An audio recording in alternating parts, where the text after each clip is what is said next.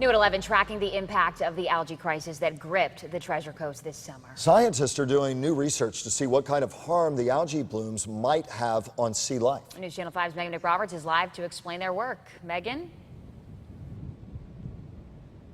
Well, Michael and Ashley, this new research will focus just on sharks and stingrays that are out in our Indian River Lagoon. Scientists are going to be working to track and tag as many of those predators as possible from the St. Lucie Inlet up to the Sebastian Inlet. And tonight they tell me they've already made some new discoveries.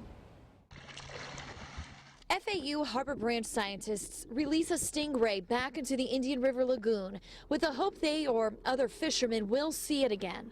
I don't think you can afford to not know what's happening to these animals.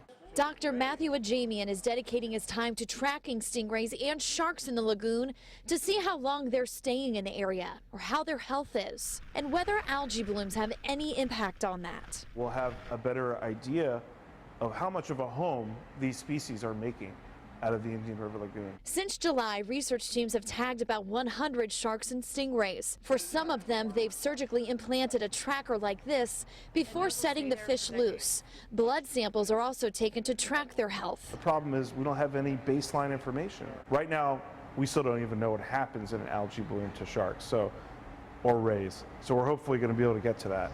Research like this in our area is few and far between, and because sharks and rays live for decades, Dr. Ajamian says they're the perfect subjects to study the long-term effects of discharges in the lagoon. I hope this extends beyond my lifetime, of course.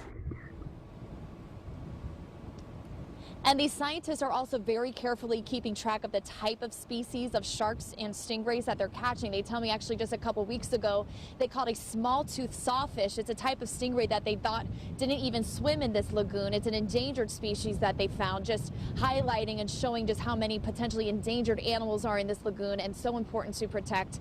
This research is also being largely funded by the Save Our Seas license plates. Reporting live in Fort Pierce, I'm Megan McRoberts, WPTV News Channel 5.